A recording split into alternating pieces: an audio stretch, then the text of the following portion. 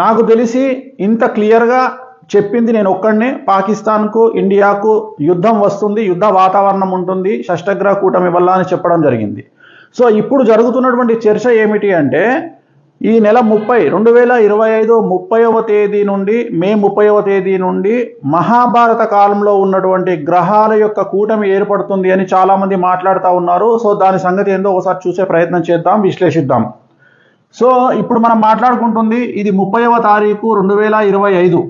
So మీరు observe చేస్తే కనుక రాహువు కేతువు మధ్యలో శుక్ర శని రవి బుధులు చంద్ర గురువులు కుజుడు కేతువు. సో ఓవరాల్గా తీసుకుంటే మీరు అబ్జర్వ్ చేయండి కాంబినేషన్ ఎలా విచిత్రంగా ఉందో.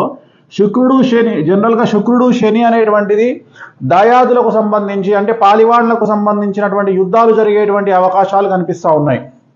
రవి బుధులు అంటే పొలిటికల్గా విపరీతమైనటువంటి సంచలనాలు నమోదయ్యేటువంటి అవకాశాలు ఉన్నాయి.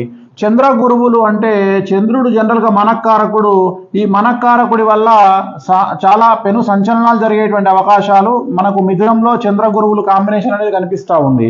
ఒకవేళ మిగిలింది చూసుకుంటే కేతువు పక్కనే కుజుడు, రాహువు పక్కనే శుక్రశని కాంబినేషన్ అనేటువంటిది కనిపిస్తూ ఉంది. మరీ ముఖ్యంగా మీనరాశిలో మీనరాశిలో శని శుక్రుల కలయిక ఇక్కడ కనిపిస్తుంది. మీనరాశిలో శని శుక్రుల కలయిక అనేది చాలా డేంజరస్ పరిస్థితి.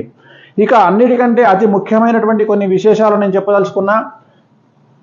బార్హస్పత్య మానము ప్రకారము మనకు చాంద్రమానము సౌరమానము అని ఎలాగైతే ఉంటుందో అలాగే బార్హస్పత్య మానము అని ఒక మానం ఉంటుంది. దాని ప్రకారంగా తీసుకున్నట్లయితే ఈ నెల అంటే మే 17వ తేదీ నుండి 8 సంవత్సరాల పాటు గురువు అతిచారంలోకి వెళ్తా ఉన్నాడు. సో గురువు అతిచారంలోకి వెళ్ళడం అనేటువంటిది చాలా చాలా చాలా సంచలనాత్మకమైనటువంటి విషయము. దాంట్లో ముఖ్యమైనటువంటివి 2 ఫేజులుగా మనం భావించాల్సి ఉంటుంది. సో మొదటి ఫేజ్ వచ్చి 2025 నుండి 2028 అండ్ 2028 నుండి 2032. సో ఈ 2 భాగాలను మనం గమనించాల్సి ఉంటుంది. అంటే 2025 మే నుండి 2028 వరకు ఒక పీరియడ్, 2028 నుండి 2032 వరకు ఒక పీరియడ్. అలాగే ఈ సంవత్సరము బార్హస్పత్య మానం ప్రకారం గురువు అతిచారము, అలాగే షష్టగ్రహ కూటమి కాంబినేషను, అలాగే మనం ఏదైతే అనుకుంటున్నామో మహాభారత యుద్ధ సమయంలో ఉన్నటువంటి గ్రహాల కలయిక. అన్నిటికంటే ముఖ్యము మహాభారత యుద్ధం దేనికోసం జరిగింది అంటే 5 గ్రామాల కోసం జరిగింది.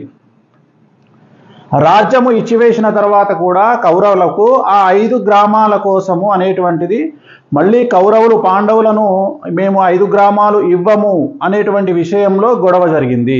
మరి సేమ్ యాజ్ ఇట్ ఈస్గా ఇప్పుడు జరుగుతున్నది ఏంటిది అంటే పాక్ ఆక్రమిత కాశ్మీరు లేదా మన దేశంలో ఉన్నటువంటి కాశ్మీరు అంటే ఈ యొక్క గ్రామాలు అంటామా లేదా సిటీ అంటామా మొత్తం మీద భూమి కోసం జరుగుతున్నటువంటి గొడవ.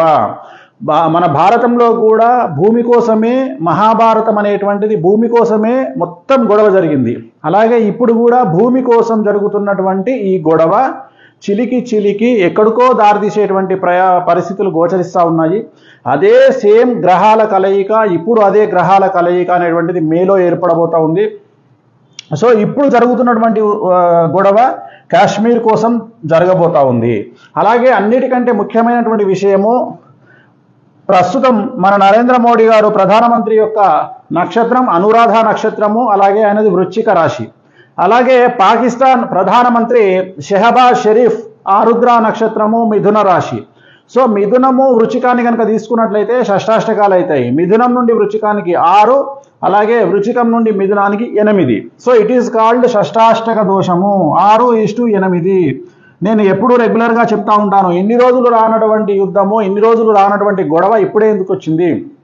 2024లో ప్రధానమంత్రి అయినటువంటి పాకిస్తాన్ ప్రధానమంత్రి అయినటువంటి షెహబాజ్ షరీఫ్ ఆరుద్ర నక్షత్రం తర్వాతనే ఒక్కసారిగా భారత్కు పాక్కు మధ్య సంబంధాలు అనేటువంటివి దెబ్బతిన్నాయి. అలాగే ఉద్రిక్త వాతావరణం అనేటువంటిది కనిపిస్తూ ఉంది.